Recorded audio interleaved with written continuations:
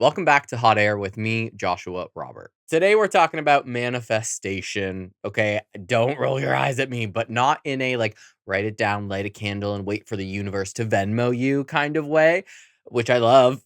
Venmo me universe, but we're gonna get into what manifesting actually does psychologically, how goal setting, visualization, attention to the things that you want, self belief, and action all work together and why writing down things can actually be so powerful and where manifestation culture can start to become completely detached from reality. Okay. So if you were like me, or your algorithm is anything like mine on Instagram, you saw that 8/8 was coming, August 8th. The Lionsgate portal is what they were calling it. And I spent 8/8 like making a manifestation list both in my head and on paper. Like if you love a vision board or if you are deeply skeptical but still secretly write things down when someone tells you that Jupiter is doing something that's wildly exciting, you are like me and this episode is for you. Okay, but before we get into all that craziness, make sure you're following me on Instagram and TikTok for Hot Air Pod. Visit my website, hotairwithjoshuarobert.com, to shop my merch, submit your listener stories and topic suggestions. And I guess grab your manifestation journal, okay? Go grab your vision board. Get your crystals if that's your thing. If you're Gwyneth Paltrow, pull your crystal out of your butthole and hold it in your hand, okay? And maybe also a realistic action plan, okay? Because we're going to look at manifesting very realistically. Okay, I think that's it. Let's hit it. HOTAIR, hot takes therapy, no filter. Say what I mean. HOTAIR, let's be real. You're listening to Hot Air. Part one, the manifesting industrial complex. Like, that sounds much deeper than it actually is. Okay. So, yesterday, as in the day that was before the day that I'm recording this, was August 8th, which, if you spent even approximately 4 minutes on TikTok or Instagram, you already know was apparently one of the most spiritually significant days of the entire year. The Lionsgate portal was wide open, honey. She was gaping. Okay. Energy was heightened, abundance was flowing, the universe was taking requests. Every astrologer, manifestation coach, spiritual girly, and woman with a moon emoji in her bio was basically screaming that this is your moment, honey. This is your moment, bitch.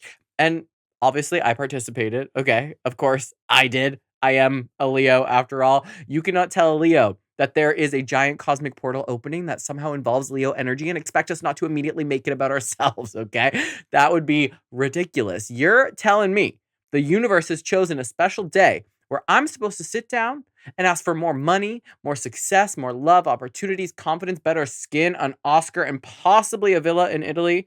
Okay, hand me the journal. I don't even need the science yet. I'm already listening. I'm seated. I'm into it. However, I'm a skeptical person, okay?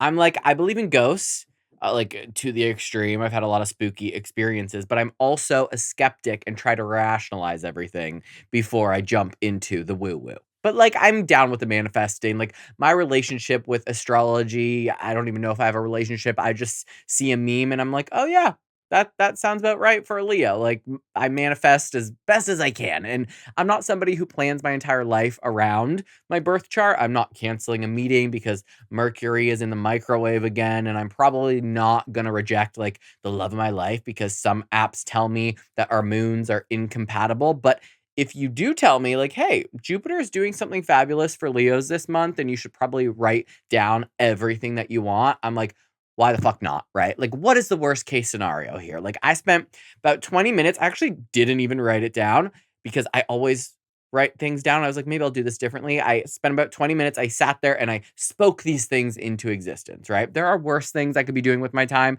I could be scrolling through Instagram. I maybe someone's Instagram I went to high school with that I fucking hate, like trying to figure out how they can afford a house when I cannot, but whatever. That's another story for another time. But like, at least I'm manifesting, okay? At least manifesting has me looking forward instead of looking back to sixth grade. And I do genuinely Love it. I love making a vision board. I do it every New Year's Eve for the last Lord knows how long.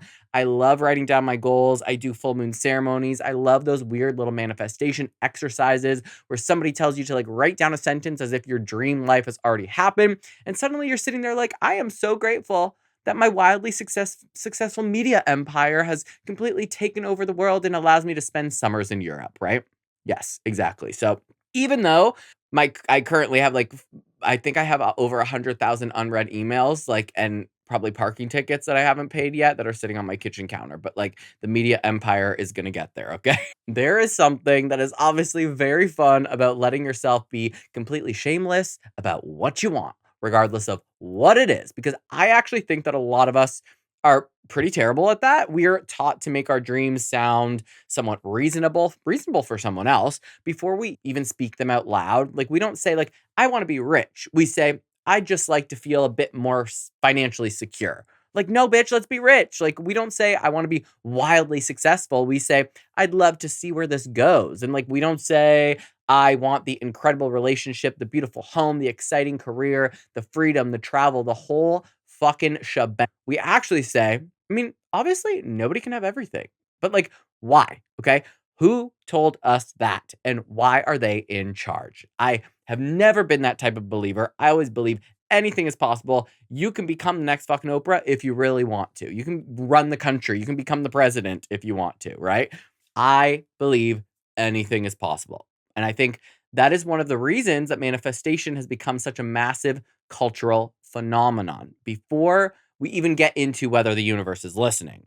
The practice itself of manifesting gives people permission to want things. There is a moment when you sit down with a blank page and somebody says, or somebody on TikTok or Instagram says, if absolutely nothing were off limits, what would your life look like? And then suddenly you have to confront the fact that maybe you've been editing your own desires for years, forever. And obviously that can be uncomfortable. And I've done it before and it's very uncomfy because the minute you start to admit that you really want something, you also create the possibility that you might not get it. And it's emotionally much safer to say, whatever happens, happens. Like you can't technically fail at a goal you never admitted that you had. And manifestation forces you to be a little bit embarrassing. You have to write down the number. You have to name the job. You have to admit that, yes, you would actually love to fall completely in love, or you would actually like to make a shitload of money so much you don't even know what to do with it. You would like people to recognize your work. You would like your business to more than succeed. You would like to live somewhere beautiful in, I don't know, in a fucking vineyard in France. Suddenly we're saying the quiet parts out loud. Now, where things get interesting is that manifestation gets sold to us in two very different ways. There is the version that basically says, clarify what you want, believe it could happen, start behaving like someone who is capable of getting there, and pay attention to the opportunities.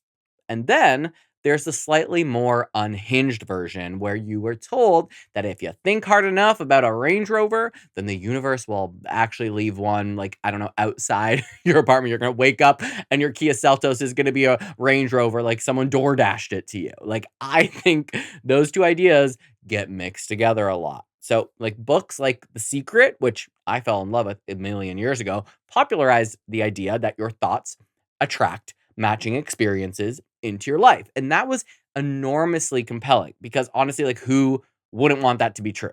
I would love to live in a world where I can think about a beachfront house with enough intensity and eventually the deed just materializes under my pillow while I'm sleeping. Like Tooth Fairy, bring me that deed to the house. That would be fantastic. But unfortunately, the mortgage industry appears to have other plans because that has not happened yet. Okay. But here is the part I find that is genuinely fascinating. Even if we strip away every cosmic explanation, there are still real reasons why practices like visualization and goal setting and journaling and changing the way that you talk to yourself can influence what happens next in your life. Not because your thoughts like magically reorganize the external world, but because your thoughts influence what you notice, what you expect, what you attempt, what you avoid, how long you persist, and how you interpret opportunities when they show up. If you decide that becoming financially successful is something that people like you, quote unquote, people like you, simply don't do, you're probably gonna have to behave differently than someone who genuinely believes there's a path available to them. Like, you might not ask for the raise. You might not start the business. You might not apply for the job. You might dismiss an opportunity before anybody else even has the chance to reject you. In that sense, your beliefs absolutely can shape your reality, but there are usually a lot more steps in between. There's like, I thought about it and it happened. Then the manifestation industry likes to put the cute little Instagram. But there are usually a lot more steps in between the part where you thought about it and the part where it happened than the manifestation industry likes to put on those like cute little Instagram graphics. And that in between, that is really what I want to explore today, because I don't think we have to choose between being, the girly with the manifestation journal and being the girly who understands basic psychology. Like, I want both. And I mean, I always want both. I want it all. I want everything. Like, I want to light the candle with my giant quartz crystal and understand what my brain is doing while I'm lighting it. I want to make the vision board and then figure out whether staring at that vision board actually changes my behavior. I want to talk about The Secret and the book You're a Badass at Making Money and all of those mindset books that I have read. Let me say that again. I have read those, okay? The Secret and You're Badass at Making Money, okay? The ones that I've read and millions of people have read that makes them feel hopeful. But I also want to ask where the line is between genuinely useful psychology tools and just telling somebody that they didn't become a millionaire because their vibration was off. Because maybe manifestation doesn't have to mean sitting on your couch, sending telepathic Venmo requests to the universe. Maybe the most interesting version of manifestation is what happens after you close the journal. You've written down what you want. You've let yourself believe, even if it was only for 10 minutes, that it might actually be possible. Now, what does your brain do with that information? What do you notice tomorrow that you maybe would not have noticed yesterday? And what conversation do you finally have? Also, what opportunity do you take seriously? What do you stop telling yourself that you are incapable of doing? Because maybe the universe hears what you write down. I genuinely have no fucking idea whether it does or not, but your brain definitely hears it, sees it, and remembers it. Part two, what your brain is actually doing when you manifest. So, as I was saying, I wanted to make this episode more of like a maybe the universe hears what you write down, maybe it doesn't. Again, don't know, but your brain does. Your brain, your brain, your brain. Everything. I mean, we're just a brain. We're just a squishy thing inside of a skull. Okay. But this is where manifestation gets to the most interesting parts for me. Because once you remove the idea that there is like a celestial customer service representative, maybe named Karen, receiving your vision board and forwarding it to the appropriate department, there are very real psychological processes happening when you repeatedly tell yourself that this is what I want and this is important to me and this is where I'm going to go. Your brain is constantly being bombarded with information and it cannot possibly give equal attention to everything around you. So, attention is selective. Your goals are one of the things that can influence what gets prioritized. Researchers studying goal directed attention have found that what we are currently trying to accomplish can change what information captures and holds our attention. There is even neuroscience research linking goal commitment with changes in selective attention and activity in areas including the prefrontal cortex. Which, what am I even talking about? Okay. In much less sexy language, when something becomes important to you, your brain can start treating information that is connected to what is important to you as relevant. It just like ping, that's relevant because you care about it now. And you know this feeling already. Okay. Have you ever decided that you want a certain car and suddenly that fucking car is everywhere? Like, you're like, oh my God, everyone again has the Range Rover. This must be a sign. Maybe it's a sign. Or maybe Range Rovers existed yesterday as well, and you just didn't really give a shit about them. Or you decide that you want to move to New York City, and suddenly you notice every conversation is about New York. Every friend who knows someone in New York, every job posting in New York that you're seeing, every apartment tour on your feed, New York, New York, New York. Can't talk. How many times New York, New York, New York? That's hard. That's hard to say a lot. Okay. What changed here is the importance your brain assigned to a particular category of information. This is why I'm slightly cautious whenever manifestation people explain everything through this like what do they call it? Reticular activating system or something that is confusing and doesn't make sense to me. Because the internet has taken a complicated set of brain systems that honestly are evolved in arousal and attention and turned it into this adorable little secretary in your head whose only job is finding Teslas for you or Range Rovers for you. Like, man, because you want it, you got it. But the broader concept underneath the viral explanation is, well, it's legitimate.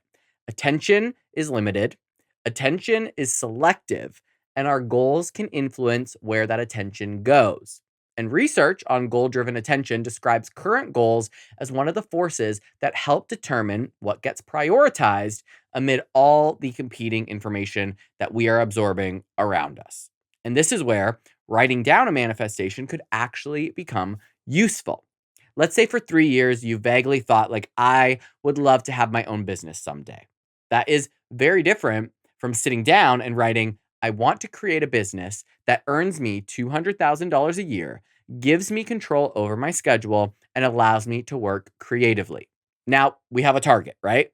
Once we're more specific. And once you have a target, certain pieces of information become relevant that weren't particularly relevant before because you were being vague. Someone mentions a freelance opportunity, and instead of thinking, oh, that sounds cool, you think, wait, could that become a client? Like, you meet someone who built a company in your industry, and instead of having a polite conversation and wandering away, you ask them how they started. You ask for tips. Maybe you see a class about marketing, and instead of scrolling past it because your brain has already moved on to a video of an emotionally neglected golden retriever, you stop instead. None of those opportunities were necessarily summoned into your existence because you wrote something in a journal. But defining the goal may have changed your relationship with opportunities that you were already like letting pass away, pass in front of you, and just drift on by. Now, there is another part of manifestation that gets also really interesting scientifically. I'm going to say this is all very interesting, and that is visualization. Because this is one place where the research gives us an answer that is both incredibly useful and slightly inconvenient for anyone who wants manifestation to consist exclusively of lying in bed and picturing themselves rich. Researchers Leanne Pham and Shelley Taylor did a study with college students preparing for an exam.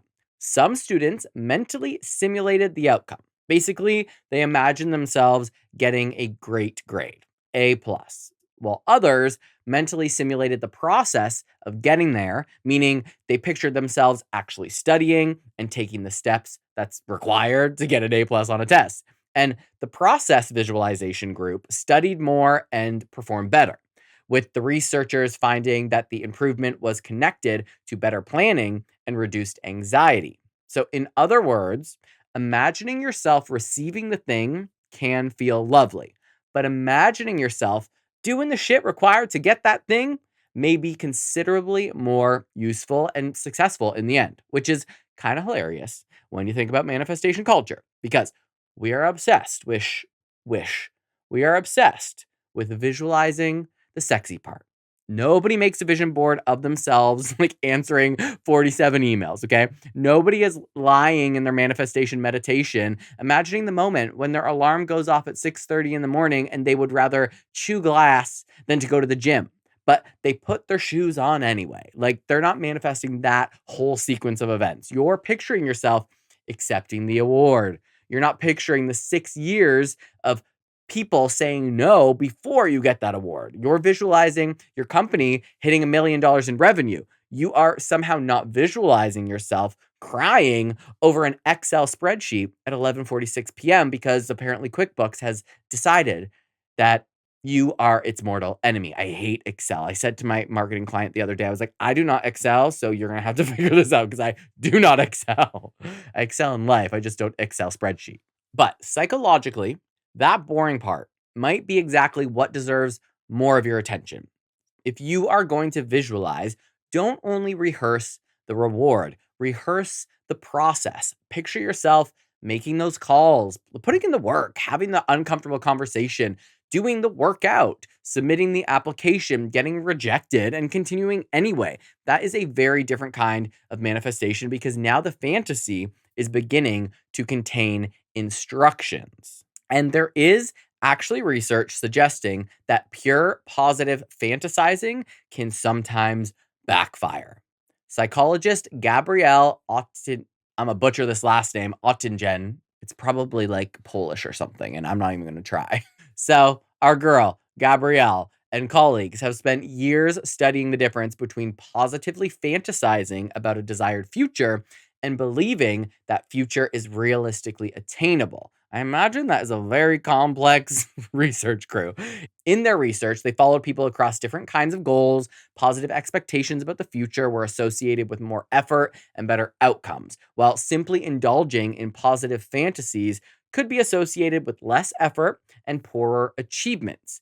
Other experiments have found that idealized positive fantasies can actually reduce the energization that would otherwise help motivate action. So, what makes intuitive sense when you think about it? If I spend 20 minutes mentally experiencing myself as though I have already accomplished everything, my brain may get a little taste of the emotional reward without requiring me to do anything particularly inconvenient to earn it. I have mentally become Beyonce. Wonderful, fantastic. Unfortunately, I remain on my couch. In other words, basically it's to say that your brain gets a little hit of dopamine, a little hit of that reward. That's why I read once upon a time, a long time ago, that when you have a goal, something you're going to work on, whether it's an art piece or for example when I started this podcast, I didn't tell anyone for a while until I already had the branding, I had a few episodes recorded because when you start talking about I'm starting this podcast, your brain sometimes reacts as though you've already accomplished it and already done the work, and then you end up not following through. That's regular people talk. So I don't think the scientific version of manifestation is like, don't dream. Like, absolutely fuck that. It's dream bigger. I actually think dreaming is incredibly important because you cannot intentionally build a life that you refuse to imagine. But the psychology suggests we should add something after the dream. Instead of only asking, what would it feel like when I have this? Ask, what would I need to do repeatedly to become the person capable of creating this, whatever your this is? If you want to write a book, absolutely picture the book in your hands. See the cover. Imagine walking into Barnes and Noble and losing your fucking shit because there it is. But then picture Tuesday morning when you have no inspiration whatsoever and you still sit down and you write, I don't know, 800 words just to do something. If you want financial freedom, picture the beautiful house and the vacation and the moment you realize you're not scared to open your Chase banking app anymore.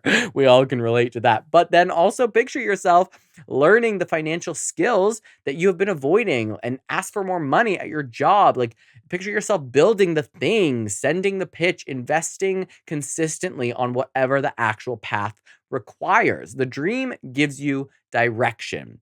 The process gives you somewhere to plant your feet and get them moving. And this is why I think there is a version of manifestation that can be very empowering without requiring us to pretend thoughts have magical powers. A clearly defined goal can influence what you pay attention to. Believing a goal is possible can affect how much effort you're willing to invest. Visualizing the process can help turn an abstract fantasy into steps your brain can actually rehearse. And once you combine all of that, something that looks from the outside like, oh my God, she manifested this, may actually contain hundreds of tiny behavioral changes that happened between the journal entry and the outcome. Maybe she noticed the opportunity. Maybe he finally believed that he was qualified enough to take that opportunity. Maybe they were more prepared when it arrived. Maybe she asked a question that she normally would not ask. Maybe he kept going through the part where the manifestation looked like it was absolutely not fucking manifesting. That doesn't make the story less magical to me. Okay. If anything, I think it makes it more interesting because now manifestation isn't just wishing for a different life, it is teaching your brain what you're looking for and then becoming increasingly willing to act when you find it. Part three. why writing it down feels so fucking powerful. So, we've established that your brain is not sitting there waiting for the universe to fax it your manifestation list, okay? But once you decide that something matters to you, the goal can start influencing what you notice and what you do, which brings me to the manifestation ritual I probably believe in the most, which is just writing shit down. And I know how unbelievably basic that sounds. Like journaling can be so boring sometimes. We have gone from cosmic portals and neuroscience to me essentially telling you to like purchase a notebook. It's quite groundbreaking, really. Amazon, same day delivery. But think about the difference between vaguely walking around your life thinking, I would really like things to be better, and actually sitting down and forcing yourself to answer, better how? Because I want to be successful sounds like a goal, but it really isn't. What does successful mean? More money, more freedom, a promotion, your own company, a podcast that becomes your full time job, being able to take a random Tuesday afternoon off and go get a facial and go to the beach or something like without having to explain your whereabouts to Brenda in HR. There are very different versions of successful. The act of writing forces the fantasy out of this vague little cloud in your head and onto a page where suddenly it has to become specific enough for you to look at it. And specificity, such another. I can't talk today. That's another hard word for me to say. Specificity matters because goals are generally more useful when they can actually guide your behavior. Research on goal setting across behavior change studies have found that setting goals can meaningfully influence behavior, but there is an important caveat that I think manifestation culture sometimes skips over. Simply having the intention is not always enough. There is a gigantic gap between I would like to do this and this is what I'm going to do when Monday morning arrives and suddenly I don't fucking feel like it. Researchers who study what are called implementation intentions have looked specifically at this problem. And one of the useful strategies is, I mean, it's ridiculously simple. Turn the goal into an if then plan. So if situation X happens, then I will do behavior Y. So instead of writing, I want to get healthier, maybe it becomes if it is Monday, Wednesday, or Friday at 7 a.m., I go to the gym. Instead of I'm going to work on my business more, it becomes if I finish dinner on Tuesday and Thursday, I work on the business for 1 hour before I open Netflix and accidentally learn the entire life story of a Mormon momfluencer.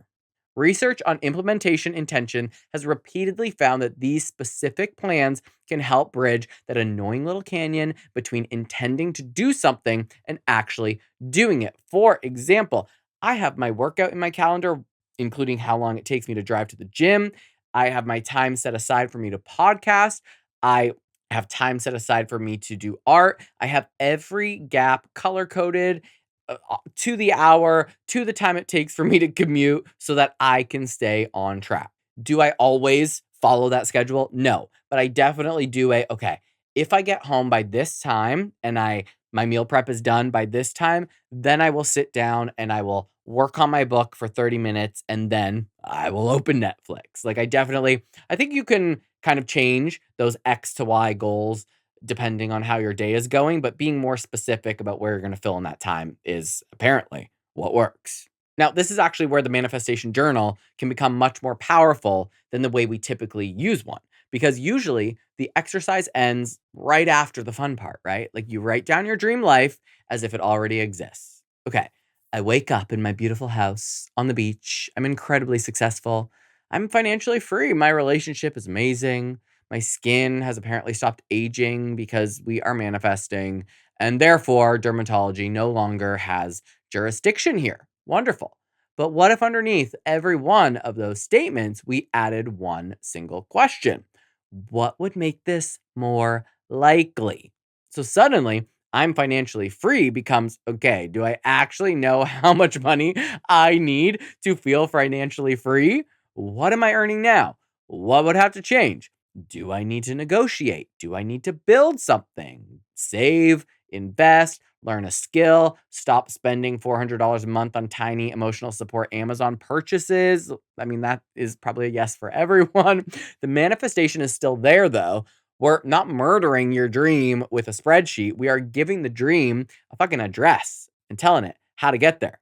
And this is also why I have always been drawn to books similar to You Are a Badass at Making Money. If anyone's read it, you know, because one of the ideas that resonated with me was looking at the stories that we carry around money. And I do want to be careful here because I don't think having a scarcity mindset is necessarily the reason that somebody is struggling financially. Okay. Sometimes you are just struggling financially because everything costs $47 billion and your salary did not receive the memo. The price of everything else went up, but your salary simply did not. Sometimes there are those structural barriers, and sometimes you have debt and medical bills, school bills, family responsibilities, an unstable job market, or simply not enough income. You cannot affirm your way out of mathematics. Okay. But it is also true that our attitudes and beliefs around money can affect financial behavior. Research has found relationships between money, attitudes, financial capability, impulsiveness, financial behaviors, and wealth, although those psychological factors exist alongside very real things like income, education, age, and socioeconomic circumstances. Wow, that was a full and a half. So, in other words, if you're not following, because I don't even follow what came out of my mouth, your money mindset is not the whole financial picture, but pretending it plays absolutely no role is not particularly accurate either. Because think about the weird beliefs people grow up with. Like Jesus being no, I'm just kidding. Some people listening, I'm joking, okay? If you believe in Jesus, all the power to you, okay? Like rich people are greedy, or people like us don't make that kind of money, or talking about money is rude, or you should just be grateful somebody hired you, or asking for more makes you difficult, or creative people aren't supposed to care about money, or money doesn't grow on trees. Okay? My personal favorite is money doesn't grow on trees. Okay, but my favorite cultural mindfuck in regard to all of this is that you're supposed to be ambitious enough to work consistently. But the second you openly say, like, yeah, I would like to make a lot of money from this, suddenly everyone gets very concerned about your values. Babe, why do you think I'm working? For exposure? No, I have already been exposed. Okay.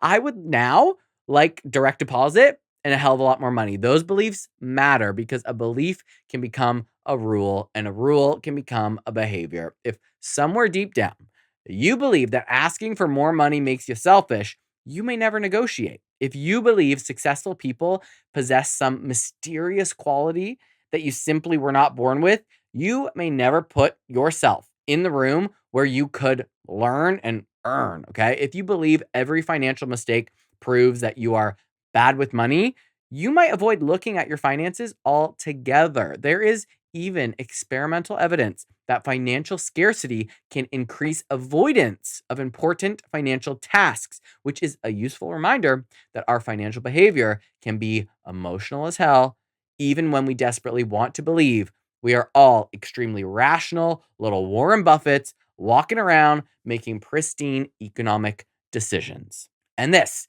is why I like the idea of scripting when it is used less like witchcraft and more like investigation. If you write, I make $500,000 a year doing work that I love. Okay, fabulous. We love that for you. Now don't stop. Ask yourself what comes up when you read it. Does part of you immediately go, ooh, that's ridiculous? Okay, interesting. Why? Does your brain say, I'm not that type of person who makes that much? Like, who exactly is the type of person? Did somebody tell you this? Or did you just decide it was somewhere along the way? Like, does earning more money make you become greedy or obnoxious or overworked or lonely or hated or one of those men who starts a podcast after buying one microphone and suddenly thinks women have too many rights? You know who I'm talking about. Maybe the most useful part of that manifestation exercise is not convincing yourself that every sentence on the page is definitely going to happen. Maybe it is discovering the arguments that your own brain immediately makes against the life that you want for yourself. So here is a little tool that I use and I would like to share with you. Why am I talking so oddly all of a sudden? Okay. Take whatever you manifested. Maybe you manifested on August 8th or whenever you did it. Okay. Put it through a few different rounds. First round is what do I want? and be embarrassing. Nobody's listening but you, okay? Not what sounds realistic or mature or socially acceptable. What do you actually fucking want? What is it? Second, what do I believe about getting it? And write down every thought that immediately appears, especially the ugly ones. Maybe you think you're too old or too late or you're not connected enough. Nobody would pay me that. People will judge me. Like, I've tried it before. What if I fail? Do not pretend that those thoughts are not there. Put them on the page, okay? Write them down. Third, what would I do differently this week if I believed that this goal was genuinely possible? Not someday, not after this magic portal opens again, this week. Maybe you send one email, maybe you make one appointment, maybe you research a course that is going to help you get there. Maybe you open the investment account. Maybe you ask for the number at work, the number you want to be paid. Maybe you finally tell somebody what you're building instead of protecting yourself with, oh, it's just this little thing I'm trying. Because to me, that is where the writing stops being magical thinking and starts becoming practical. The notebook does not accomplish the goal for you. The vision board, unfortunately, is not your employee, and your Pinterest folder has never sent a pitch email in its fucking life. Okay. But putting the goal into words can force you to decide what you mean, uncover the beliefs that might be getting in your way, and start turning a beautiful imaginary future into specific decisions in the present. And once we have those decisions, we get to the part of manifestation that nobody puts on the aesthetically pleasing Instagram slide, which is action. Because eventually you have to close the journal, blow out the candle, put the crystal back wherever the crystal came from, and actually do something. Part 4. Manifestation without action is just a really cute notebook. Okay, and actually, you know what? I've never done this before where I stopped midway and I was like, this should maybe be a two-parter because I realize I've been talking, at least when I'm recording this, for over 40 some odd minutes, but that was a lot of information. So I'm like, maybe we're gonna make this a two-parter. So that's where we're gonna leave our manifestation, psychology, what the fuck our brain is doing work. But before we do, little story time. I used to be obsessed with The Secret. There was a point in my life when I believed anything was possible, right? And I think we all have that in our youth. And as we get older, we become a little bit jaded. We experience some hard times. But it was when I first moved to LA, I thought anything was possible. And it was. I like accomplished some crazy, some absolutely insane stuff. And I went there with the intention to, because I'm Canadian. So when I moved to LA, you're only allowed to stay in the country in the United States for 6 months, and then you're supposed to leave for 6 months. And I was like, I have 6 months to find an agent because I moved there as a dancer. So to find an agent that will sponsor my working visa. And in order to do that, I also need a job offer. And that person has to sponsor my working visa and agree to pay me a living wage. And I drove from Toronto, Canada to LA in a beat down car, and I didn't even have an apartment. And I was just like, by the time I get there, I'm gonna have an apartment. I have a week. It took me a week to drive there. I was like, I will have an apartment in a week. And I got there and I was like, you know what? I can't legally work here, but I'm going to, maybe I'll teach dance. Maybe I'll find some private lessons and people will just pay me cash, whatever it is. And I not only believed it so hard that I knew it was going to happen, but I also put in an insane amount of work. So I think that is, the point in this first episode is that I got the agent, I got my working visa, eventually got my green card.